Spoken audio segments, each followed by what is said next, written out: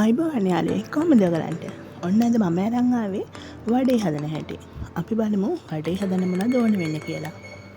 මේ තියෙන්නේ පැය 3ක් විතර පොඟවගත්ත කඩල පරිප්පු ඇට. කඩල පරිප්පු ඒ කියන්නේ වටාණ පරිප්පු කියන්නේ ඔන්න ඕක තමයි. එතකොට අපිට අවශ්‍ය වෙනවා සුදු ලුණු, ලොකු ලුණු, කොච්චි, ලුණු, සූදුරු දැම්මම අමුතු රහක් එනවා. හරිද? මේ තියෙන්නේ මේ ටික. එතකොට මේ ඔක්කොම එකට දාලා අපිට පුළුවන් බ්ලෙන්ඩර් කරගන්න. තේරුණාද? හොඳට බ්ලෙන්ඩර් කරන්න. බ්ලෙන්ඩර් කරනකොට මතක තියාගන්න මේකේ ඇට ටිකක් අපි මෙන්න දාගන්නවා. හරිද?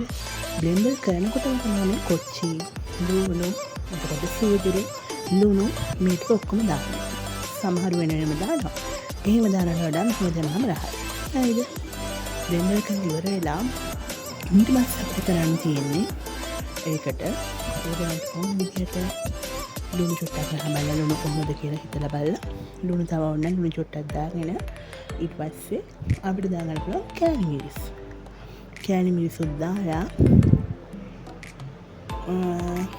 මෙන්න මේ තියෙන්නේ ආපසෝඩා චුට්ටක් දැම්මහම වඩේක හොඳ සොෆ්ට් ගතියක් එනවා. ඒ වගේම තවත් රහස් සමුද්‍රව්‍යයක් තියෙනවා. ඒ තමයි පොල්. අපි කරපිංච සහ පොල්. කරපිංච අයින් කරගත්ත කඩල පරිප්පු ඇට ටික සහ පොල් දාගන්නේ මේක බ්ලෙන්ඩර් කරගත්තට පස්සේ. තේරුණාද? එතකොට තමයි මේ ඇට ටිකත් වෙනම එකතු වෙලා අර පරිප්පු වඩේක කනකොට කරස් කාලා හැපෙන විදිහට රසට හොඳ ක්‍රිස්පියට තියෙන්නේ. නේද? ඔන්න පොල් ටික දාගත්තා. මේ ටිකක් දාලා හොඳට අනා ගන්න ඕන. හොඳට අනාගෙන අන්න තරමට තමයි මේක ෆ්ලෆි ගතිය. ඒ කියන්නේ හොඳ මෘදු ගතියක් එන්නේ. හරිද? එතකොට මේක මල්ලා විනාඩි 5ක් විතර තියන්න. තිබ්බට පස්සේ තෙල් ටිකක් තාච්චියකට දාගෙන අනේ යාළුවනේ මතක ඇතුව කියනවා තෙල් තෝරගන්නකොට හොඳ තෙල් වලට තෝරගන්න. මට මේ අද තෝරගත්ත තෙල් එක ටිකක් පෙරණ නැතිය වැඩි. ඒ කියන්නේ බදිනකොට අර වඩේක පේන්නේ නැති වෙනවා. පේනවා වෙනවා. එහෙම නැතුව මොන තෙල් තෝරගන්න. තෙල් ටික රත් වුණාම චූටි කෑල්ලක් දාලා බලන්න කොහොමද කියලා.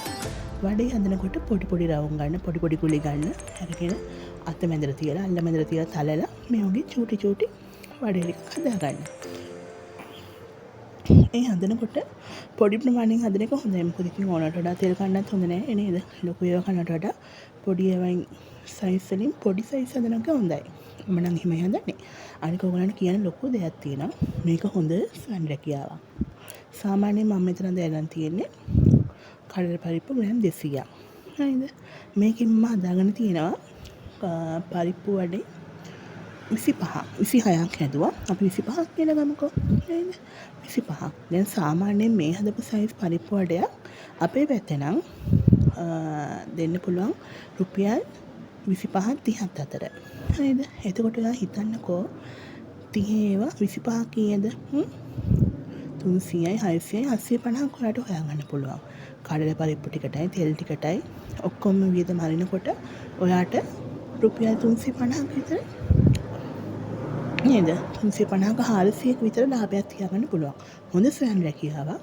හැබැයි ඉතින් ගෑස් වල කරනවා නම් චුට්ටක් ගෑස් එකටත් වියදම අයින් කරන්න ඕනේ. එහෙම නැතුව දර ලිපේ කරනවා නම් දර ලිපේ ගින්දර පාලනය කරගෙන හොඳට කරන්නත් පුළුවන්. හරිද? හොඳ ස්වයං රැකියාවක්. ඔයගොල්ලන් ගෙදර නිකන් ඉන්න කට්ටිය නම් ගෙදර උදේටම 7 වැඩට ගියාම බබාලා ඉස්කෝලේ ගියාම ඔයගොල්ලන් නිකන් නම් ඉන්නේ. ඔන්න හොඳ ස්වයං රැකියාවක් මේක. හරිද? එතකොට අන්න එහෙම කළා මෙන්න මේ වගේ රන්වන් පාට වෙනකොට බෙදලා ගන්න. සමහර දෙපාර වදිනවා. එහෙම අවශ්‍ය වෙන්නේ නැහැ. එකපාර බෙද්දාම ක්‍රිස්පි වෙනවා. හොඳට ක්‍රිස්පි තියෙනවා. අඩු ගින්දර එකපාරක් වදින්න.